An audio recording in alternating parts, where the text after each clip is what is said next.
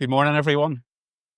I'm very humbled and extremely proud to be standing on the world famous Red Circle, especially because it's the first ever time that TEDx came to West Belfast.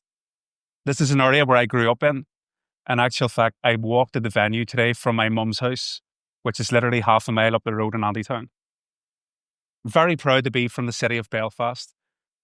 It's a city known all over the world, things like the Titanic, its people, and this amazing transformation of change that we've all went on together over the last couple of decades. It's a beacon for reconciliation and hope.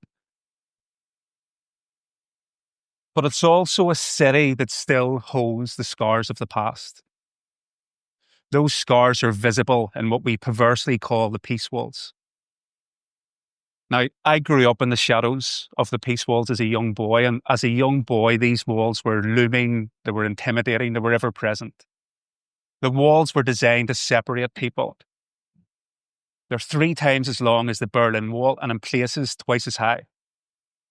Now, even though they separated people, what united the people either side of that wall was things like poverty, lack of resources, lack of opportunity, and dealing with the trauma of the Troubles as well.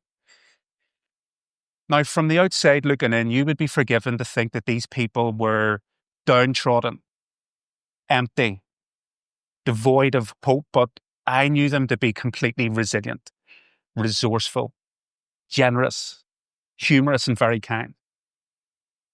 They say that when you squeeze an orange, orange juice comes out, but what these people showed me was that when you squeeze humanity, kindness comes out.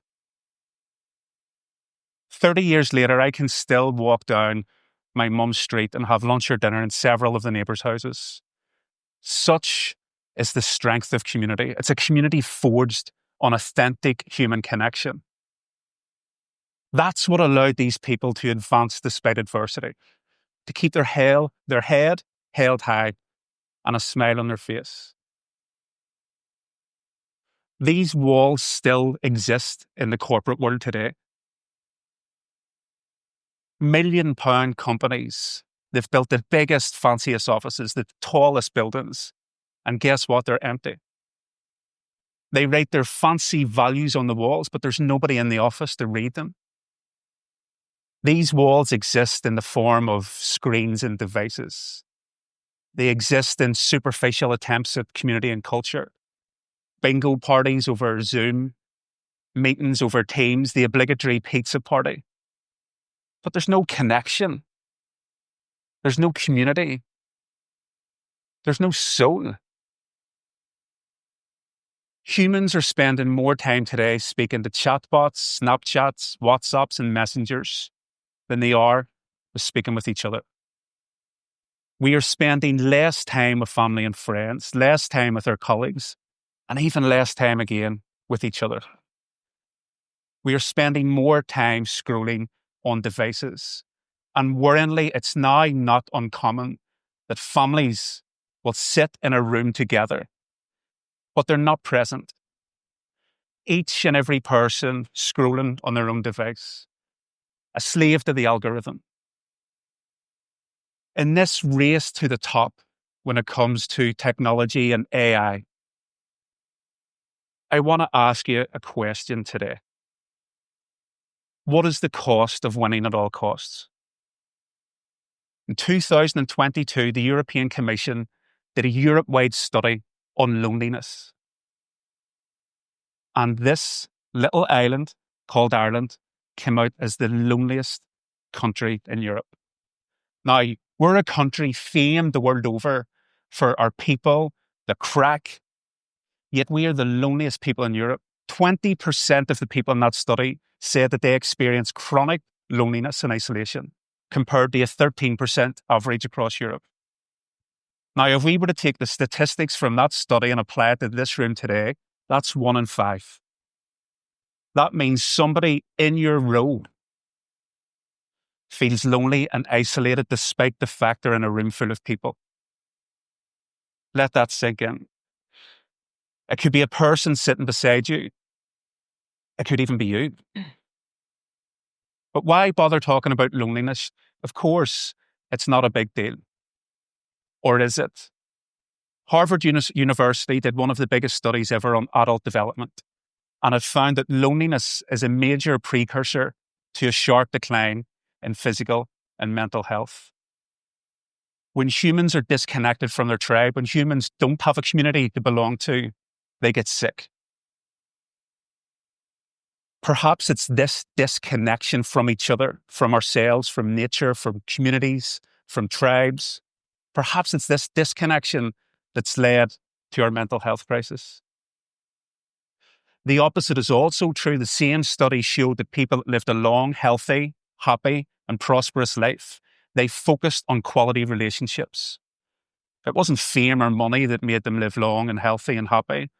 It was the quality of their relationships. There's questions to be asked and there's answers to be had.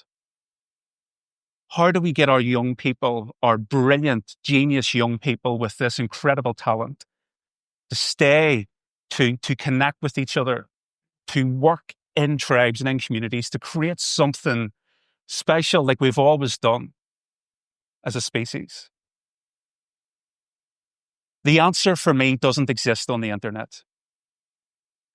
The answer, I think, exists much closer to home. Perhaps the answer's been hidden in plain sight this whole time. One of the biggest studies ever on high performance was by Google. And I laugh that Google Googled the answer. But what they done was they come up with a project called Project Aristotle. And it was named after one of the world's most famous philosophers who said the whole is greater than the sum of its parts, perfectly describing the power of humans coming together in collaboration. Project Aristotle aimed to discover if there was a blueprint to success when it came to high-performing teams. Now imagine the impact if this study showed that there was a framework for companies, sports teams, groups of people to achieve success over the long term. And they found the answer. There is a framework for success. There is a blueprint for high-performing teams. The answer isn't more technology. The answer isn't your software. The answer was people. Project Aristotle said the number one ingredient for a high-performing team to have a culture is psychological safety within the workplace. What that means is humans need to feel seen, heard, valued, and understood. People want to be treated like human beings as opposed to human resources. So what do we do from here? We have spent so much money, so much time building the fancy offices, but we can't fill them. Perhaps it's time we change our questioning. Perhaps it's time we talk about building environments where people can come and be themselves. Environments where we value emotional intelligence as much as we value artificial intelligence. Environments where people can come to work, lead and be led, teach and be taught, be guided whilst also held accountable. Perhaps we should create environments where people can come to work, take off the mask and set down their armor, where authenticity is not just accepted, but celebrated.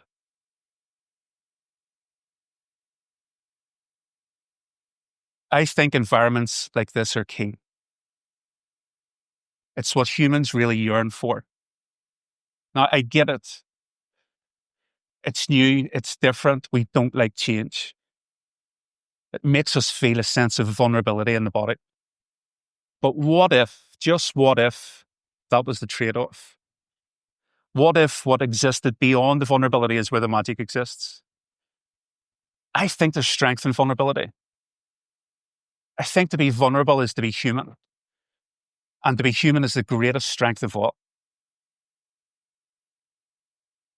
We have to get comfortable with change. We have to get comfortable with that feeling of vulnerability. Because as we stand here today, we stand at the threshold of the biggest change that's about to embrace humanity. We have decisions to make. My ask for you today is to choose wisely. I want to let it be known that when it comes to human behavior and human performance, a text message will never replace trust. An email will never replace a smile. A video call will never replace a hug. We have to choose to be human. Choose wisely and choose love. Thank you very much.